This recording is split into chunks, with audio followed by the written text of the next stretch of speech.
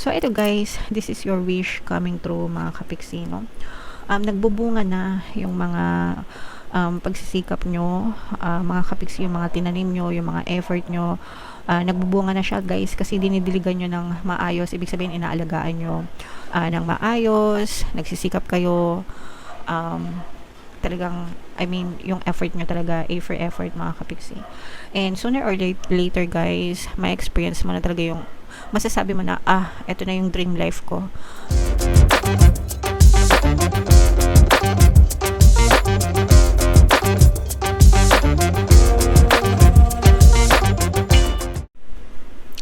Hello guys, hello Scorpio, welcome back to Pinay Pixie Tarot. Ang pamagat ng episode natin for tonight is New Moon Kapalaran para ngayong February to March para sa Scorpio, Sun, Moon, Rising Sign, and Venus. Yung ating New Moon guys ay sa Chinese New Year, no? So yan ay sa February 17.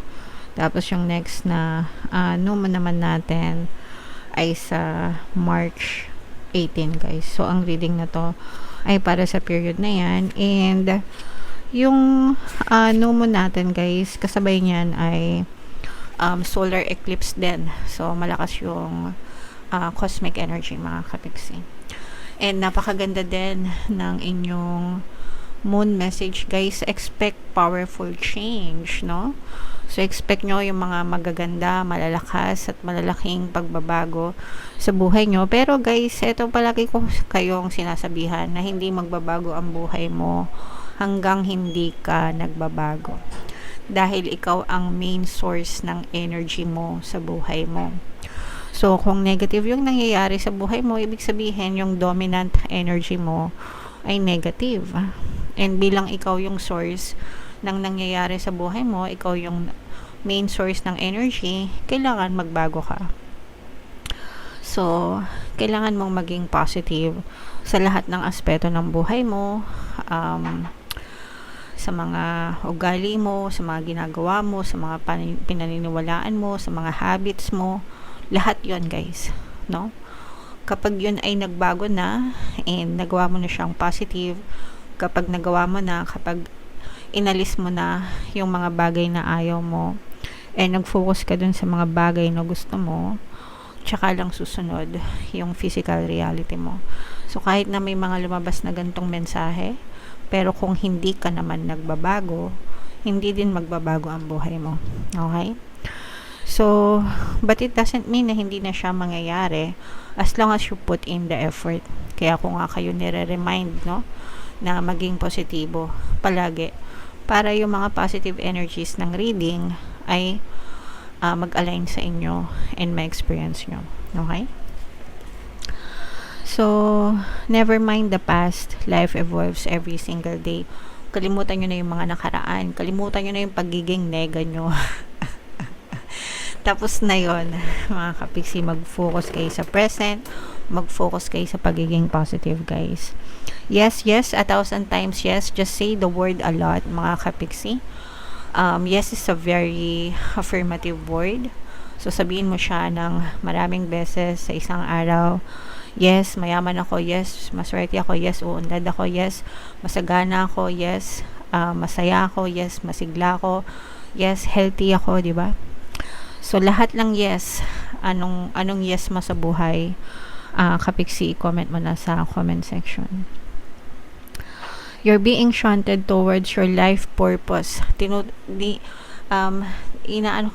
Pinupush kayo, tinutulak kayo, ginagabayan kayo ng mga spirit guides nyo sa tamang direksyon ng buhay nyo, mga kapiksi. Whatever is happening now is happening for your highest good. Lahat ng nangyayari sa buhay nyo right now is para sa inyo din. Kayo din yung makikinabang dyan, guys. And yeah, so sana naintindihan nyo yung message and always be positive, mga kapiksi. Okay? So yan ang moon message sa inyo. Ito naman guys, tingnan naman natin yung love message or love advice for you, Scorpio.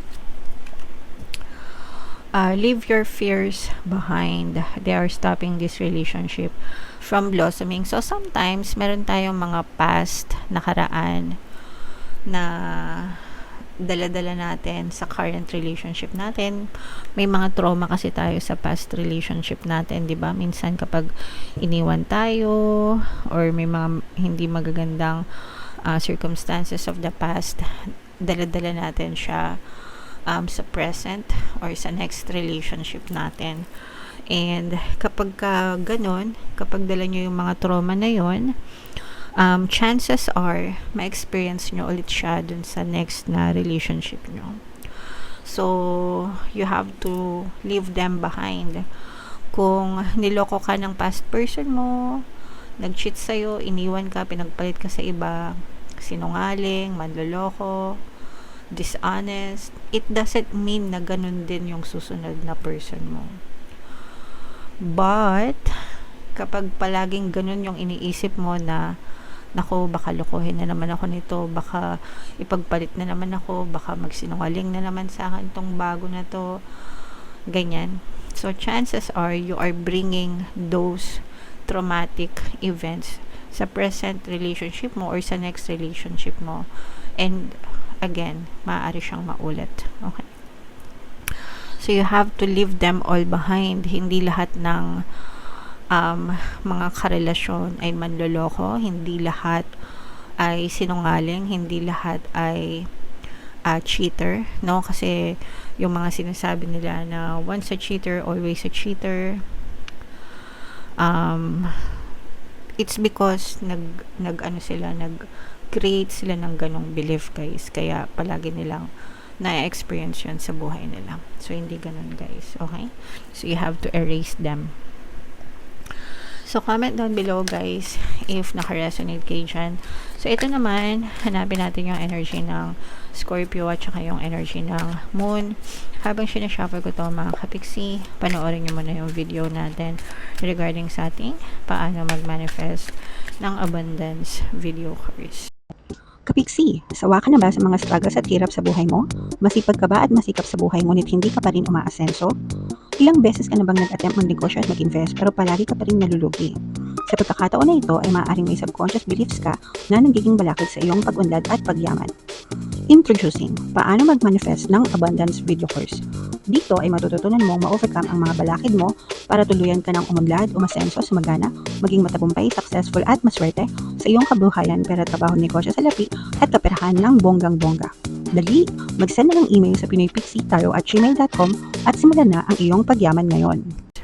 Alright, so sa lahat ng gusto mag-avail ng course, guys, meron tayong paano mag-manifest ng abundance video course, paano mawala ang third party at magkaroon ng harmonious na relationship, paano pabalikin si ex, vice breakup. Sa mga interesado, guys, mag-send lang kayo ng email sa pinoypixie@gmail.com.